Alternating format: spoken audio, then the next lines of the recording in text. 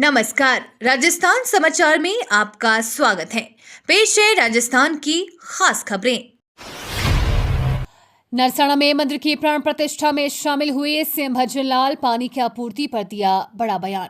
जालौर के बागोड़ा उपखंड में नरसाना गांव के दुधेश्वर महादेव मंदिर के प्राण प्रतिष्ठा समारोह में शामिल होने प्रदेश के मुख्यमंत्री भजनलाल शर्मा जालौर पहुंचे। इस मौके पर सभा को संबोधित करते हुए मुख्यमंत्री ने राज्य में पानी की आपूर्ति को लेकर सरकार की योजनाओं का खुलासा किया और जालौर जिले को पानी की उपलब्धता सुनिश्चित करने का आश्वासन दिया।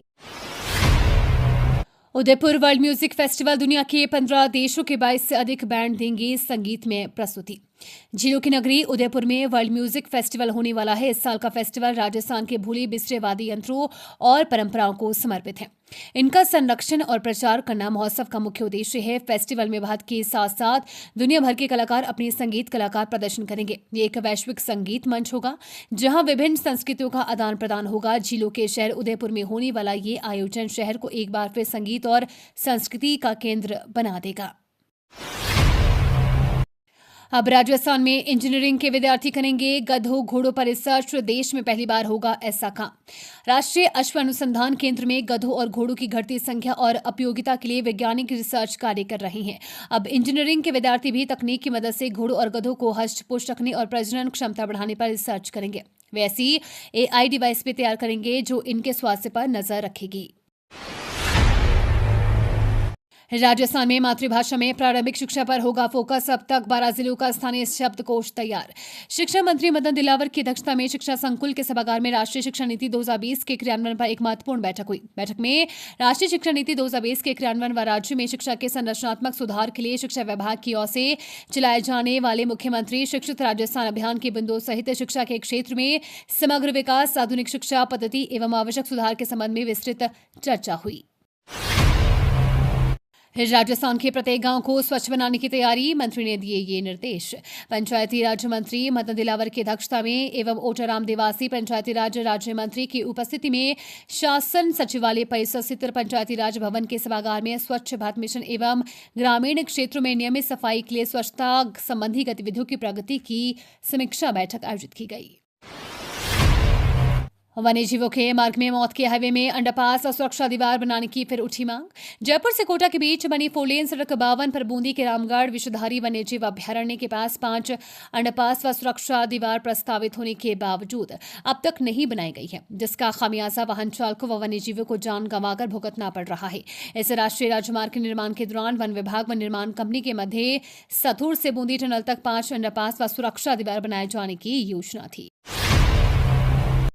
AI के इस्तेमाल पर सख्त वित्त मंत्रालय चैट GPT और दीप सीक जैसे ऐप डाउनलोड नहीं करने का दिया आदेश। आर्टिफिशियल इंटेलिजेंस के इस्तेमाल को लेकर तेज होती चर्चाओं के बीच वित्त मंत्रालय ने अपने अधिकारियों को कार्यालय के कंप्यूटर एवं अन्य उपकरणों में चैट GPT और दीप सीक जैसे AI टूल एवं ऐप को डाउनलोड करने और निर्देश दिए हैं कि ये कदम सरकारी डेटा और दस्तावेजों की गोपनीयता से जुड़े जोखिम को ध्यान में रखते हुए उठाया गया है। सिंचाई पानी की मांग को लेकर किसानों का प्रदर्शन, उपखंड अधिकारी कार्यालय में लगाया धरना। इंदिरा गांधी नहर परियोजना में फसल पकाव के लिए सिंचाई पानी और सूरतगढ़ शाखा के किसानों की पीटी हुई। पानी की बारी की भरपाई करने की मांग को लेकर संयुक्त किसान मोर्चा और अखिल भारतीय किसान सभा के नेतृत्व में किसानों ने SDM कार्यालय पर प्रदर्शन किया। SDM के कार्यालय में मौजूद नहीं होने पर आक्रोशित किसानों ने भीतर घुसकर धरना दिया और नारेबाजी की। राजस्थान में अब नए उद्योगों को मिलेगी बड़ी छूट, कैबिनेट मीटिंग हुआ अहम फैसला। राजस्थान कैबिनेट बैठक में उद्योगों को बढ़ावा देने के लिए 3 नई पॉलिसी लाने सहित कई निर्णय किए गए हैं, जिसमें टेक्सटाइल एंड अपैरल, लॉजिस्टिक और डेटा सेंटर पॉलिसी शामिल है। लॉजिस्टिक सेक्टर की उद्योग का दर्जा दिया गया। स्थापित होने वाले उद्योगों को भू रूपांतरण, इलेक्ट्रिसिटी व स्टाम्प ड्यूटी में 100% छूट मिलेगी। साथ ही अन्य शुल्क में 50% तक का पुनर्भरण भी किया जाएगा।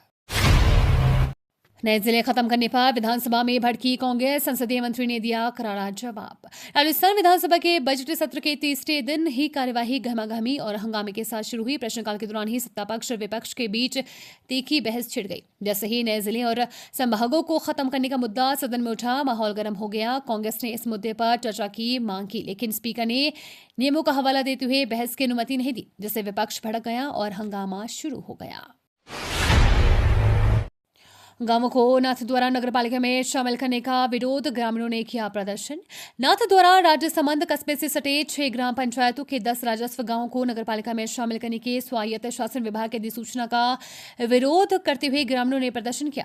ग्रामीणों ने उपखंड अधिकारी को राज्यपाल और मुख्यमंत्री के नाम ज्ञापन दिया। नाथद्वारा क्षेत्र से सटे उलपुरा, उपली, वनीचली, ओडर, गुंजोल, कुंचेली, बागौल, राबचा, लाल मादड़ी, पानेरियों की मादड़ी और जोशियों की मादड़ी के ग्रामीणों ने राज्यपाल और मुख्यमंत्री के नाम ज्ञापन दिया।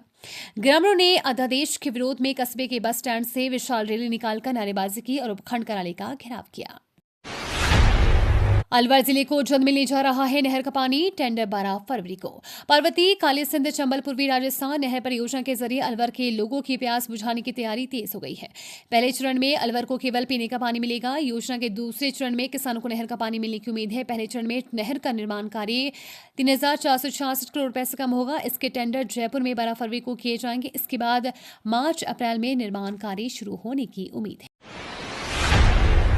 इकबाल सक्का ने महाकुंभ के लिए बनाया नैब चीज, केंद्र और राज्य सरकार से किया अनुरोध। राजस्थान के उदयपुर के इकबाल सक्का ने स्वर्ण शिल्पकारी के दम पर दुनिया में अपने हुनर का डंका बजाया है। अब उन्होंने प्रयागराज में चल रहे महाकुंभ को लेकर एक नायाब चीज बनाया है।